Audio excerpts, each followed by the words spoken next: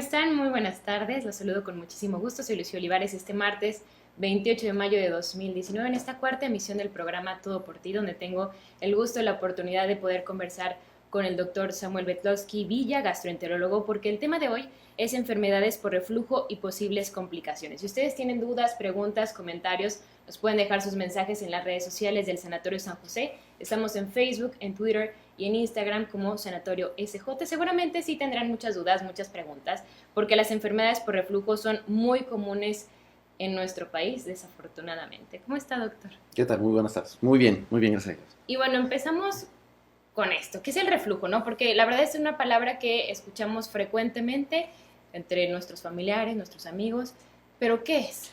En sí, la enfermedad por reflujo gastroesofágico, que es el nombre completo, es el retorno del contenido gástrico, ya sea alimento, ya sea ácido, ya sea alcalino, que incluso puede haber bilis, que se regresa hacia el esófago. Puede ser al esófago o puede ser incluso hasta la boca. Hay personas que vomitan o se les regresa hasta la boca, que se le llama regurgitación. Y es algo muy común, es la acidez o lo que refieren a agruras. ¿Sí? Eso es la enfermedad por reflujo. ¿Y por qué se presenta?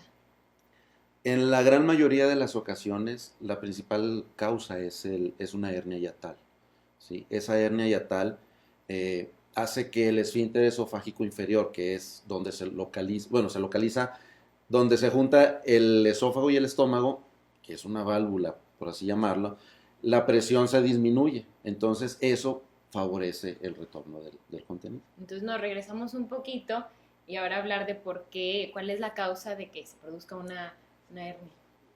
No se conoce exactamente, o sea, a veces hay cierta predisposición y no es como, por ejemplo, una hernia inguinal, una hernia umbilical que algún esfuerzo lo puede ocasionar, simplemente es un defecto que incluso recién nacidos la pueden presentar, aunque bueno, el reflujo ya patológico se presenta después de los 6 meses. Durante este tiempo en lo que va madurando todo el organismo del recién nacido, se puede considerar como normal. Ya después de ese tiempo, bueno, ya se puede considerar reflujo. Y es pues un defecto simplemente, aunque no siempre debe estar una hernia yatal. Hay ocasiones en las cuales hay una, digamos, disminución en la presión, una incompetencia del hiato, que se le conoce, y eso en ocasiones hay relajación de ese esfínter y se produce el reflujo. ¿Y en quiénes se presenta con mayor frecuencia el tema del reflujo? El reflujo se puede presentar en cualquier tipo de persona, obviamente puede ser más factible que lo presente en una persona obesa por aumento de la presión en el abdomen o simplemente aquellos que tienen malos hábitos de alimentación. Por ejemplo, el chocolate y la menta pueden hacer que el tono del esfínter esofágico se disminuya y eso favorezca la aparición de reflujo. El chocolate y la menta, creo que eso es importante porque Sí, luego el hablar de malos hábitos alimenticios pensamos inmediatamente como en cosas grasosas, en carnes o digo, lácteos. Digo, además, ¿verdad? también lo Además, puede ocasionar. Alimentos muy grasosos, muy condimentados, harinas blancas pueden ocasionar. Obviamente, los cítricos, hay personas que a lo mejor tienen su reflujo, pero como es un poquito más ácido, lo sienten más. sí, o sea, el estar detectando, porque muchas veces dices, bueno, es que es fruta, ¿no? O no, no es carne, no es algo tan grasoso y piensas que cuando tú mismo te quieres como medicar o Ujú. te quieres como ir llevando la línea es cuando vienen este tipo de complicaciones. Y todo, la verdad es que cuando hablamos de cualquier tipo de enfermedad siempre nos vamos al origen y tiene que ver con los hábitos alimenticios Sí, muchas claro. veces, ¿no? Siempre, digo, en mi consulta se hace hincapié en eso. Hay que cambiar los hábitos. Los ayunos prolongados puede, puede ocasionar reflujo porque hay mayor cantidad de ácido Claro. y ese ácido pues ocasiona los síntomas. ¿Sí? También tiene que ver la ingesta de alcohol, el tema del tabaquismo, Obvio, como otros tipos de hábitos. sí, o sea, los dos. El alcohol, por ejemplo, hay personas que una copa de vino tinto les puede ocasionar más reflujo. Algún tipo de alcohol, sobre todo, digo, de vino tinto, perdón, por la acidez que presenta. ¿Sí? Hay personas que no pueden presentar ningún tipo de reflujo tomando alcohol. Pero sí es un factor también importante y es algo que hay que modificar. Y en cuanto al tabaco, obviamente también el tabaco nos puede causar daño, sobre todo en personas que ya tienen un reflujo, pueden ser más susceptibles a presentar problemas de esofagitis erosiva o incluso un esófago de Barrett, que es una de las complicaciones que se puede presentar. ¿Pero por qué? ¿Qué pasa con el tabaco? Pues la sustancia, la nicotina, simplemente la nicotina puede hacer que aumente el daño. O sea, el daño de en sí de la nicotina es, o sea, es muy agresivo para en general el tubo digestivo.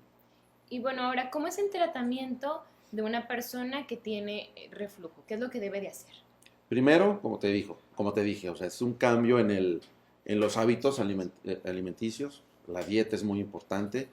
Eh, Tratar de bajar el consumo de grasas, de irritantes, de harinas.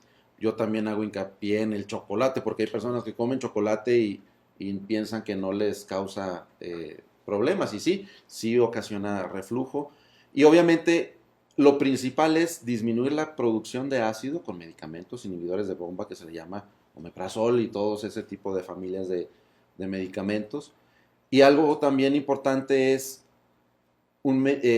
son los procinéticos. ¿Qué son esos? Son los medicamentos que ayudan a vaciar el estómago de una manera, digamos, prematura para evitar el reflujo. Y además que tienen cierta acción sobre la presión del esfínter y eso ayuda a disminuir el reflujo. No únicamente se presenta en adultos, también se puede presentar en niños. Sí, desde niños, sí. Y hay niños menores de 5 años que están operados por el reflujo que tienen tan importante. Aquí el problema es que el reflujo... Más difícil de detectar en niños. Pues cuando es un reflujo leve, sí. Sí, pero lo cuando pueden es... confundir a lo mejor con algo más, ¿no? Por ejemplo, si te genera o te provoca vómito. Ajá. Sí, pero hay ocasiones en las cuales sin previo aviso comen y se les regresa, o se agachan y se les regresa. Entonces son datos de que algo está pasando. A lo mejor es una hernia ya tan un poquito grande y eso le está ocasionando el reflujo. Ahora, hay ocasiones en las cuales los síntomas no son los tradicionales de sentir agruras, acidez. Hay ocasiones que se puede presentar sensación de ahogo, que de repente está la persona acostada, recostada, y siente que se le regresa hasta la garganta o empieza a batallar para respirar. O también puede llegar a suceder que las personas se manifiestan, o sea, manifiestan tos. Es una tos irritativa, una tos seca, que a pesar de ir con los médicos, ya sea médico general, otorrino, internista, está con la tos y no se le quita, o sea, no hay ningún tipo de infección y aquí el problema es el reflujo. Y puede haber, por ejemplo, dolor, o sea, dolor en el pecho o algo así. Sí, de los síntomas tradicionales son los que ahorita te comentaba, pero puede haber un dolor retroesternal, que es detrás del pecho, que ese hay que hacer una serie de estudios. Obviamente, primero hay que descartar que no sea de origen cardíaco, porque eso sí lo puede matar, un problema cardíaco puede matar a un paciente, un reflujo no. Entonces, si es un dolor retroesternal, hay personas que lo comentan incluso porque ya han padecido algún tipo de enfermedad cardíaca, ya sea un espasmo coronario o un infarto, es muy semejante y se asustan porque piensan que es eso. Sí, claro, claro. Pero se puede, ya con tanta ansiedad que puede generar, sienten que se les va del lado izquierdo hacia el brazo. Entonces, eso es primero, es importante primero descartar que no sea un problema cardíaco y luego ya entramos nosotros a hacer una serie de estudios y obviamente medicamentos. ¿Qué ocurre, doctor, en el embarazo que también se presenta este tema del reflujo? Aquí es básicamente, digo, obviamente una persona que tenga reflujo previo al embarazo, pues va a ser más susceptible por el aumento de presión dentro del abdomen. Pero también hay muchas hormonas que se producen, muchos cambios hormonales que eso le dan, aparte de la náusea, el reflujo, muchos síntomas gastrointestinales. Pero puede ocurrir que una persona que está embarazada tenga presente reflujo únicamente durante su etapa de embarazo y luego continúe todo. Sí, puede presentar. Obviamente, si tiene este problema desde antes, pues tiene que tener más cuidado, ¿no? Así es, la dieta es muy importante en ellos, los hábitos alimenticios. ¿Y qué complicaciones se pueden presentar si no se cuida, si no se trata? Una de las complicaciones más importantes era lo que te había comentado, el esófago de Barrett. ¿Qué es eso? Como el esófago no puede defenderse contra el ácido, a veces se genera un cambio. En lugar de ser una mucosa, que debe ser la de esófago, se cambia a otra, que es del intestino delgado. Ese cambio se le llama metaplasia intestinal, y eso se traduce como un esófago de Barrett. Aquí el problema es que si el estímulo sigue, el estímulo es el ácido, se puede generar en un porcentaje muy bajo, menos de un 1%, se puede generar un cáncer de esófago. Esa es de las principales complicaciones. Ahora, también puede haber, hay variantes dentro de la enfermedad por reflujo. Puede ser enfermedad por reflujo erosiva o no erosiva, una esofagitis erosiva o no erosiva. Erosiva nos referimos a la presencia de como ulceritas, son erosiones, son úlceras superficiales que se observan en el esófago, en una endoscopía. Obviamente son varios grados y dependiendo de los grados, pues es la severidad del reflujo. Ahora, también en personas, sobre todo se ve en personas de mayores de edad, se puede generar una estenosis. ¿Qué es esto? Por tanto estímulo, se genera fibrosis dentro del esófago y esa fibrosis ocasiona que se cierre el esófago, en la parte final del esófago. Y eso obviamente se va a manifestar con la presencia de que no puede pasar el alimento. Es básicamente, se le atora, ahí se queda. Y eso se puede manejar por endoscopía. Uno entra y hace dilataciones con unos balones especiales y se va rompiendo esa fibrosis hasta que se normaliza. ¿Qué tan frecuentes son estas enfermedades en nuestro país, doctor? La enfermedad por reflujo, Sí. digamos, yo creo que un 60-70% de la población lo puede tener. O sea, es bastante frecuente. Sí, yo checaba datos y me encontré con que un 50% y me pareció así como No, exagerado. yo digo que es más de la mitad de la consulta que se tiene. Y eso justo era lo que le iba a preguntar. Usted en su consultorio, ¿cuántas personas llegan? A lo mejor, pues sí, expresando lo que sienten y resulta que pues sí tienen un problema Sí. de reflujo que a lo mejor se puede ir agravando, ¿no? Así es. O sea, estoy hablando entre reflujo, gastritis, colitis, pues a lo mejor es un 80-90%. Va muy ligado. No, o sea, con una gastritis sí. Con un problema de colitis, no, de colon irritable, no, pero es más o menos para que vean, o sea, la magnitud que tiene esto. O sea, son de las enfermedades más comunes. Más frecuentes. Sí, o sea, como hablamos de gastritis, que luego también es igual muy común decir, es que ya traigo gastritis o colitis, así, con la misma frecuencia se puede manifestar Sí. el tema del reflujo. Y hay ocasiones en que las personas se acostumbran, o sea, ya se acostumbran Sí. a vivir con un poquito de acidez, cuando comen irritantes, cuando están con un poquito más de harinas, cuando se exceden en el alimento, ellos ya saben que no se pueden acostar después de comer, de cenar, porque se les puede regresar. Eso es cierto, que muchas veces nos acostumbramos ya a lo que está viviendo nuestro cuerpo Así y es. lejos de hacer cambios o de acudir a un especialista y llevar el tratamiento adecuado para tratarlo, para estar mejor, Se pues adaptan. ya lo adaptamos, ¿no? Ujú. Ya sabemos que si voy a comer tal alimento, no sé, algo con mucho picante, ya sé que mañana voy a estar mal si tengo un problema de gastritis, por ejemplo. Ujú. O si soy una persona muy estresada, también ya sé que voy a tener un problema de colitis. Así es. Como menciona, ¿no? Porque también es una de las recomendaciones, no acostarse inmediatamente después de ingerir algún alimento, sobre todo en la cena, ¿no? Sí. Y también, bueno, hay una variante en los cuales da un reflujo nocturno, son síntomas nocturnos. Empieza, o sea, de repente el paciente está dormido y se despierta tosiendo o como si se estuviera ahogando.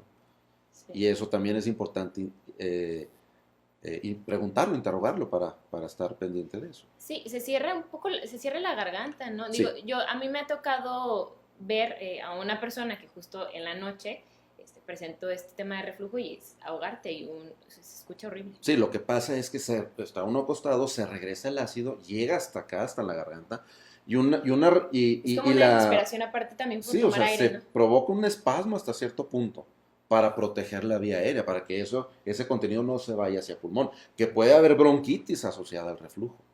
¿Cuáles serían las recomendaciones, doctor? Y no sé si las recomendaciones podrían ser generales, o sea, no únicamente si has presentado algo de esto, que aquellas personas que nos están viendo, que nos estén escuchando puedan decir, bueno, sí, me ha pasado que de repente siento que se me regresa el alimento o que estoy acostado y lo he vivido tal cual o este dolor. ¿Qué es lo que deberíamos o qué es lo que usted recomienda? Y que se siga, porque no sé, usted es el doctor, pero somos malos pacientes en México. Sí, se automedican. Entonces, ese es el problema. Ya cuando empiezan las complicaciones, por ejemplo, cuando un paciente, me tocó el año pasado, antepasado, un paciente de 36 años, que él ya tenía reflujo, él estaba consciente que tenía reflujo, él ya lo sabía que tenía reflujo. Tenía agruras, sentía muchas agruras, a veces tos, a veces se andaba ahogando, él estaba consciente. Cuando empezó a buscar ayuda fue cuando se empezó a atorar el alimento, ya no podía comer. Empieza con esa sensación de que se está atorando, se le conoce como disfagia, dificultad para pasar. Empieza con lo sólido, pero ya después se puede hacer a lo líquido. Y desgraciadamente, esos ya son datos de alarma. Lo importante no es llegar a esos datos de alarma. ¿Por qué? Porque eso nos los puede estar dando, en el mejor de los casos, una estenosis, pero a veces eso se debe a un cáncer ya. Y así fue en este paciente de 38 años. Ya con un cáncer, De no treinta y vivió ocho más de años, un aparte año. muy joven. No vivió más de un año después de que se hizo el diagnóstico. Entonces, o sea, el reflujo es lo que comentábamos ahorita. Toda persona se puede acostumbrar al reflujo, hace los cambios, pero incluso hay personas que llegan a sentir de manera ocasional reflujo, sobre todo cuando se exceden en los irritantes, en las Ujú. grasas, pero a lo mejor estando ellos normal, con una comida normal, dieta normal, pueden estar presentando reflujo. Tenemos pacientes que no tienen ningún síntoma de reflujo. Se les hace una endoscopía por un dolor en la boca del estómago, por otra situación, y se encuentra el esófago literalmente quemado, muy dañado, o ya con un esófago de Barrett. Entonces, hay ocasiones en las cuales no hay síntomas. Pero bueno, hay que estar alertas, digo, no automedicarse, porque a veces son dosis insuficientes, no se alcanza a disminuir la producción del ácido o es incompleto, o sea, a veces hay que dar combinación de medicamentos, tanto en la mañana como en la noche, para prevenir el reflujo nocturno y una serie de cosas. Pero bueno, los principales datos de alarma que debe tener todo paciente, digo, ya de alarma estamos hablando de que puede haber algo Ujú. serio, que tenga regurgitaciones, pero que haya sangre Ok. o que haya evacuaciones negras. ¿Por qué? Porque eso quiere decir que el paciente tuvo un sangrado y por eso tiene las evacuaciones negras. O ya la presencia de esta disfagia, la dificultad para deglutir, para pasar más bien el alimento, que siente que se atora hacia la parte final. O pérdida de peso. Hay pacientes que van Pérdida de perdiendo, peso. ya la pérdida de peso, aunada con otros síntomas, por ejemplo, que se esté atorando, pues ya nos indican que se puede tratar de algo maligno. ¿Sí? Y yo creo que es importante también no minimizar, ¿no? Porque luego se normalizan mucho estas enfermedades, así como la gastritis, como la colitis, el reflujo, es algo que se escucha mucho. Entonces lo vemos como, ah, pues es que trae el reflujo, ¿no? Ah, es que trae colitis, gastritis, y no se atiende y es como lo menos, pues no, o sea, no es una enfermedad a la que le tenga que poner mucho cuidado o mucha atención, pero ya nos mencionó cuáles son las complicaciones que incluso puede llegar, o sea, a un No, cáncer, cáncer. y ya nos comentaba este caso de ese paciente de 38 Sí. años. Entonces, creo que pues el objetivo y que justo de eso se trata pues este espacio es que nosotros podamos reconocer qué es lo que nos está ocurriendo en nuestro cuerpo y poder acudir a algún especialista. Así es, no automedicarse, porque a veces ese es el problema. Le van y le preguntan a la vecina y la vecina le dice, no, pues yo me tomé esto y me fue muy bien. Pero bueno, no todas las personas son iguales, o sea, hay que ver qué es lo que está sucediendo. No quiero decir con esto que todo paciente que tenga un reflujo se le tenga que hacer una endoscopía. Obviamente hay que dar un tratamiento. Si ya vemos que hay alguna otra cosa, pues bueno, una Se endoscopía le nos puede teme mucho a la ayudar. endoscopía, ¿no? Es más el mito que se le tiene porque nunca falta el paciente. Es que a mí me lo hicieron y estaba ¿Cómo despierto. es? La endoscopía es un procedimiento que puede durar desde 5 hasta 15 minutos. El paciente está dormido, no va a sentir nada. Normalmente se utiliza, o sea, hay un anestesiólogo, no todos lo hacen con un anestesiólogo. Yo acostumbro a estar un anestesiólogo quien se encarga de asegurarse que no va a pasar nada en la vía aérea, checando cómo está la saturación de oxígeno, checando cómo está el corazón. Entonces, él lo duerme eh, y ya, pues es entrar por la boca, es una manguera que trae una cámara.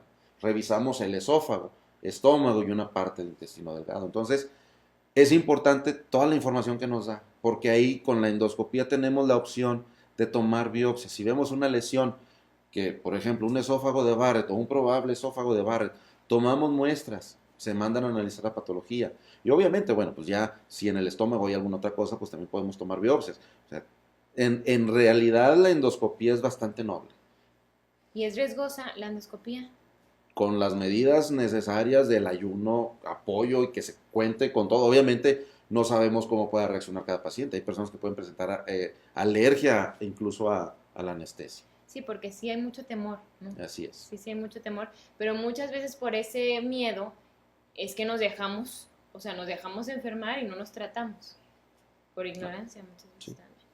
Pues bueno, doctor, les voy a compartir algunos datos, como ya usted ya nos mencionaba, a mí me parecía descabellado pensar que el 50% de la población en México podría presentar enfermedad por reflujo, ya nos decía el doctor Samuel que incluso hasta un 60, un 70%. La obesidad y el sedentarismo también son factores que incrementan este riesgo de padecer reflujo. Sin embargo, aparece a edades más tempranas, incluso puede aparecer en niños y en jóvenes. Esto lo advierte José Antonio Chávez Barrera, él es secretario de la Asociación Mexicana de Gastroenterología, y refirió también que hasta un 50% de la población adulta en nuestro país tiene reflujo y presenta síntomas una vez al mes, entre 12 y 20% presenta molestias una vez a la semana y 2% todos los días. Porque también es eso, ¿no, doctor? Que no, a lo mejor no es todos los días, sino que esporádicamente lo puedo sentir o cuando ingiero ciertos alimentos, pero de todos modos hay que poner atención, ¿no? Sí, claro. Bueno, doctor, muchísimas gracias. ¿Dónde lo podemos encontrar aquellas personas que tengan alguna duda que se quisiera comunicar también con usted? Pues bueno, obviamente ya aquí van a aparecer los datos del Sanatorio San José, ahí está, ahí tengo mi consultorio, normalmente martes, jueves, pero pues es previa cita y pues nada más. Así es, y para que ustedes sepan también dónde está el sanatorio, es la calle Javier Mina, número 245 Norte, en la zona centro de Gómez Palacio. El teléfono es 705-1910,